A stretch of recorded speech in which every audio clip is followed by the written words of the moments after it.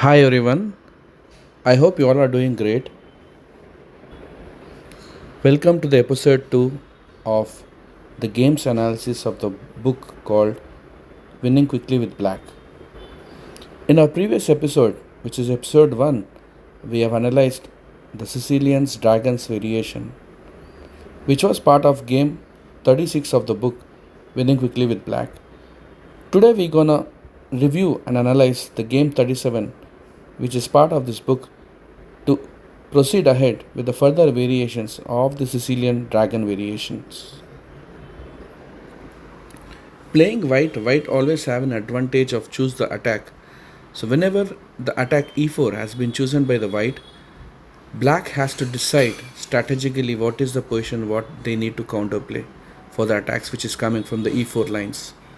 As part of that analysis, always Sicilian is in the top notch in terms of coming up with a broader results. As the Sicilian lines has a superb counterplay, the Sicilian defense is the most popular modern opening and leads to a tense, uncompromising battle. Although known from much earlier times, the opening began developing rapidly in 1930s. And in the second half of the present century, after white pushes the pawn e4, c5 has become the most common reply.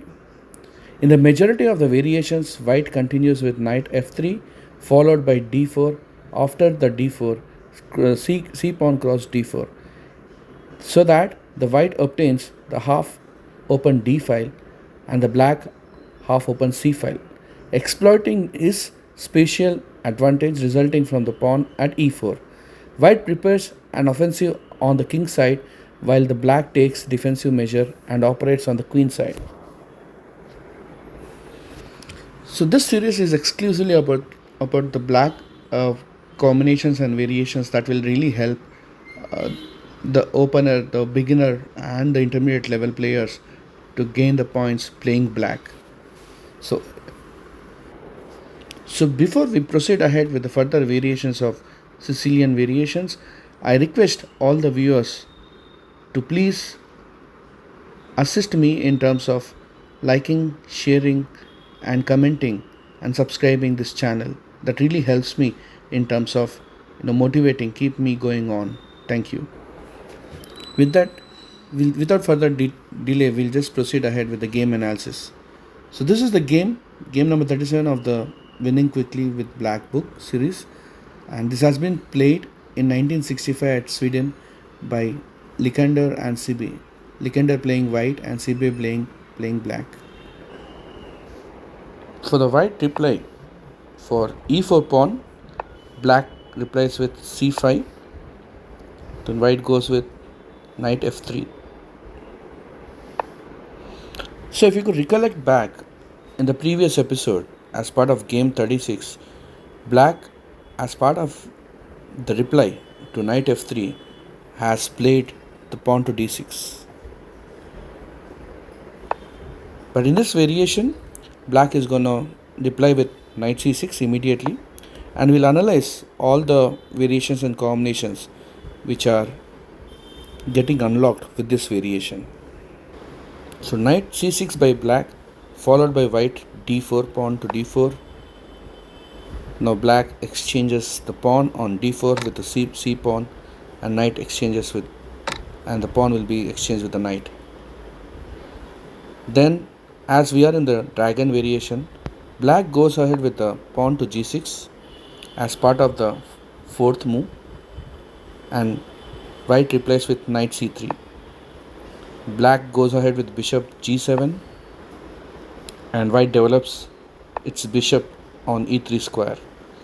So these are the lines which are default from white and black as part of the Sicilian dragon variation. After the bishop plays to d3, e3, the black plans to develop his knight on f6 square. So here black also has a plan to play d7 to d6, but it purposefully delays in order to have the possibility of playing d7 to d5 without loss of time with the following maneuver of white when it prevents.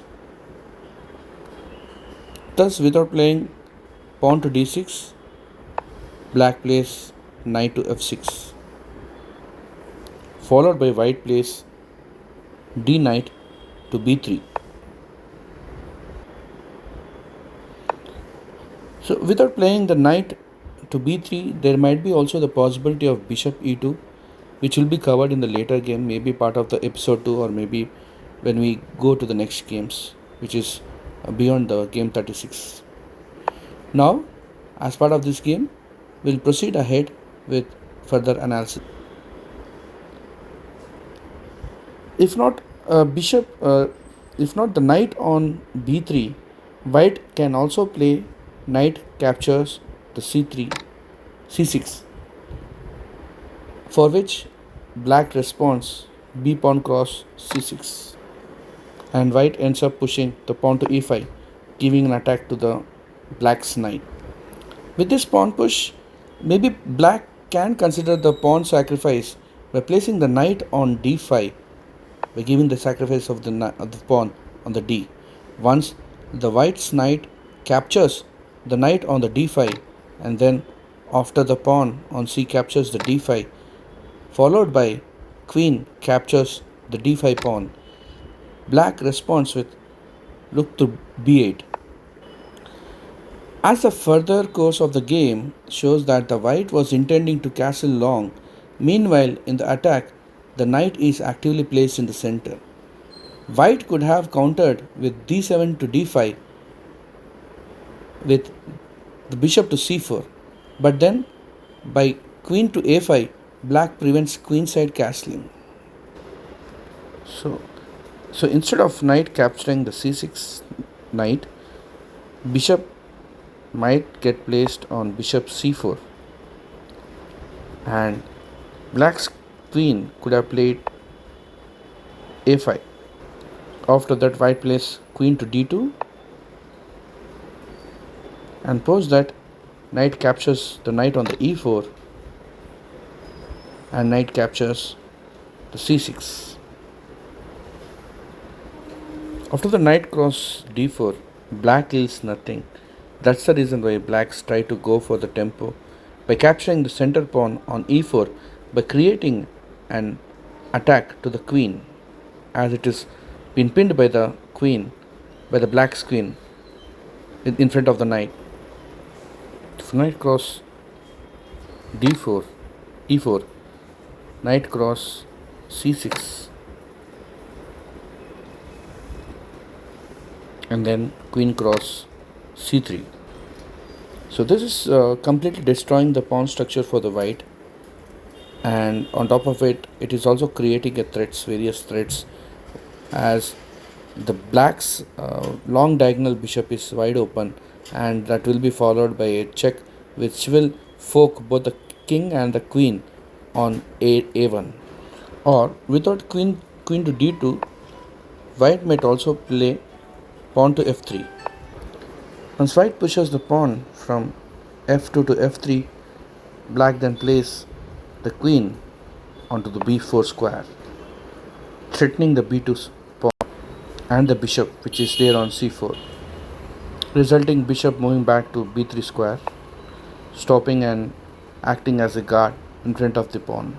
So one important thing that need to be noticed here while black plays this dragon variation is, so there is always a possibility that knight moves from the f6 square.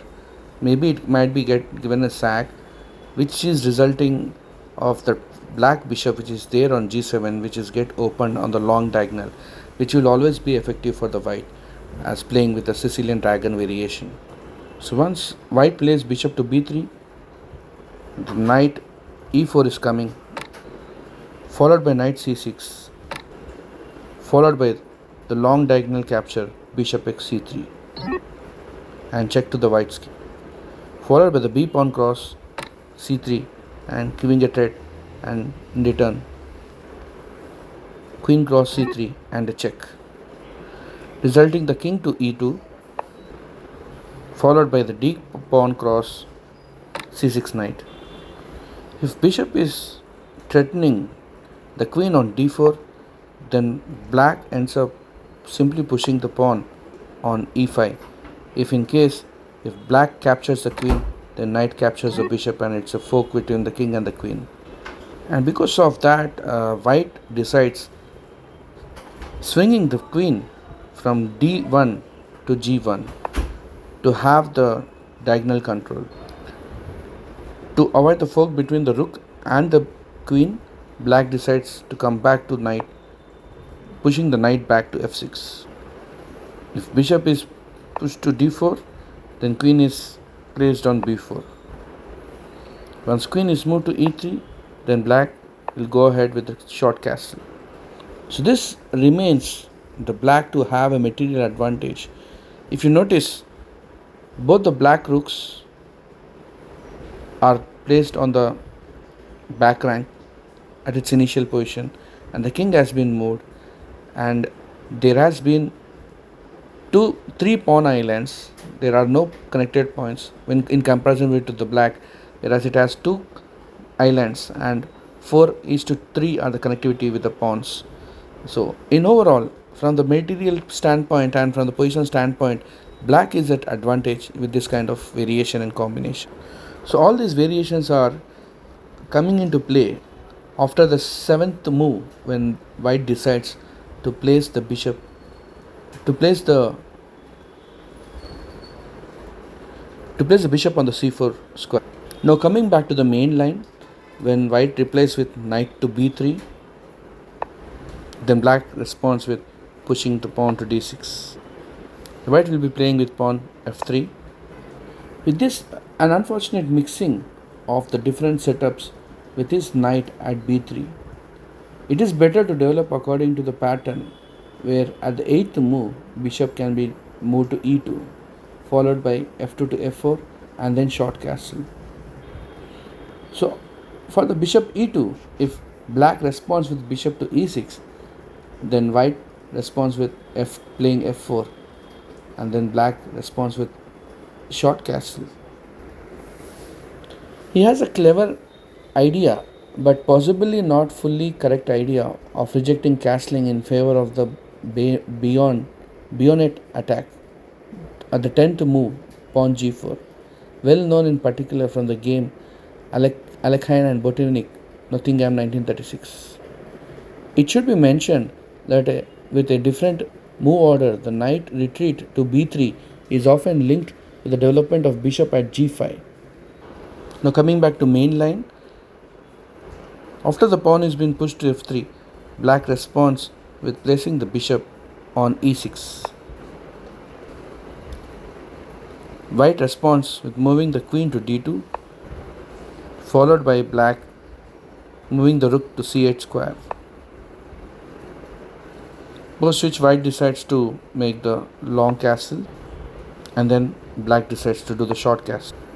The moment black does the short castle, white intends to go with the pawn storm with the king side attack by pushing the pawn to h4. Now black bishop captures the knight on b3, and a pawn captures the b3 bishop. With the general principle states that it is better to capture towards the center. However, rule, especially chess rules, have exception in this case. Cx b3 followed by king to b1 would have aided white's defense. Once the a file has been opened by the white, black immediately plans to place its queen on a5 cell in order to give an attack on the queen side to the white's king side.